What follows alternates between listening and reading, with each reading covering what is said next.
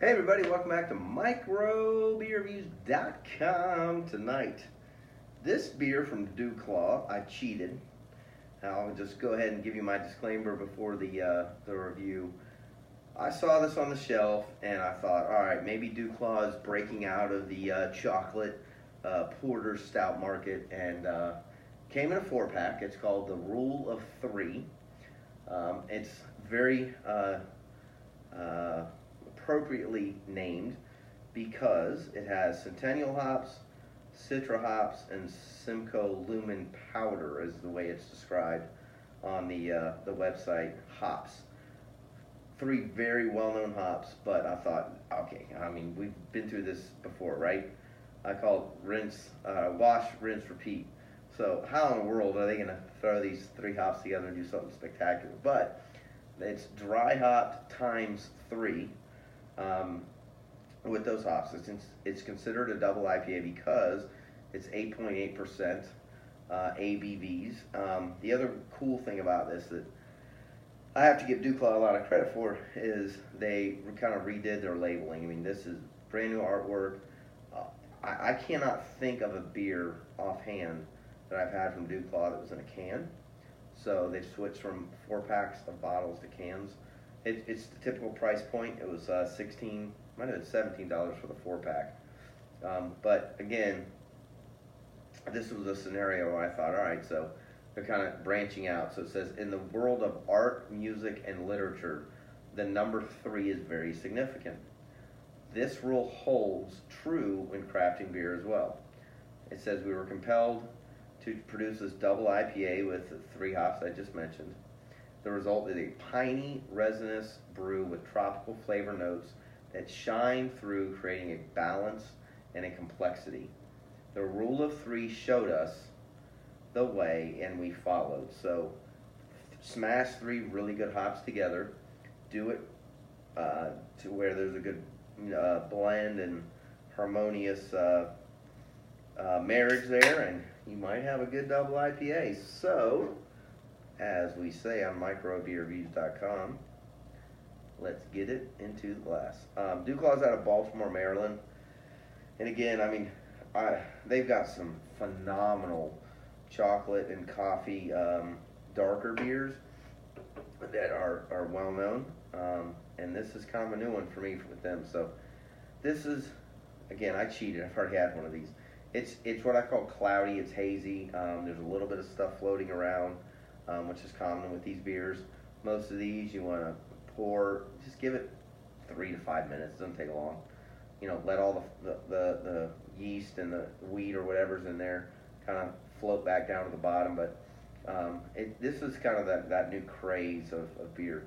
The head is nice and thin and white, and it'll show it. It definitely laces the glass. It's 8.8%. But what's cool about this one is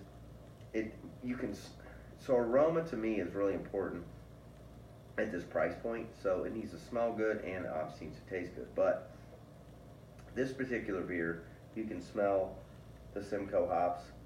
The Centennial hops have a little bit of what I call a little bit of a peppery background to it, where you can tell there's something in there.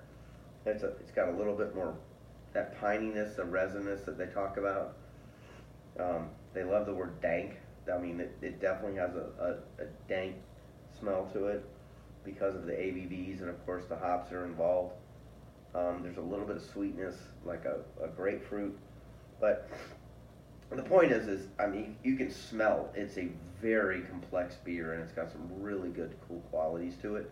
But it definitely has some punch to it, and it should. I mean, it's a 4-pack for $16 or $17 at 8.8%. You should have some uniqueness to it. So the whole point, though, is, as we always say at microbeerreviews.com, it's what matters. It's in the glass. So cheers.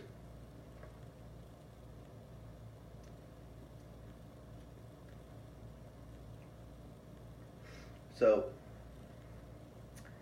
again, it's thick. This is not a medium viscosity beer.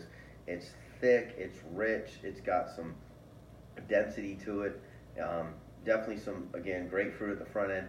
and then it just pounds you with this explosion of multiple hops. It's definitely Simcoe, definitely Centennial. I've already said that, repeating myself, but it's kind of got this mouth coating in the palate that you can tell there's a lot going on there, and it's good. I mean, it's a competitive market, especially the IPA/double IPA market. If you're gonna buy a beer for that price point, it's got to be something pretty spectacular, in my opinion. I wouldn't call it spectacular. We rate our beers between 1 and 5. I would give this about a 3.5. I'd buy it again. I would definitely buy another 4-pack of this.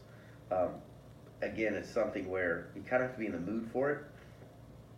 It has a denseness to it, and you know, as I'm looking at the glass, there's some stuff floating around that I would definitely like to settle to the bottom, but you can tell, and this is where I appreciate breweries that brew beer at this price point.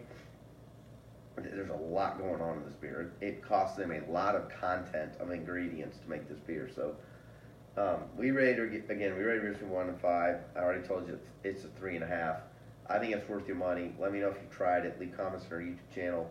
If you haven't already, subscribe to our YouTube channel. We upload all the time. As always, we appreciate you watching, and we will see you again real soon. Cheers.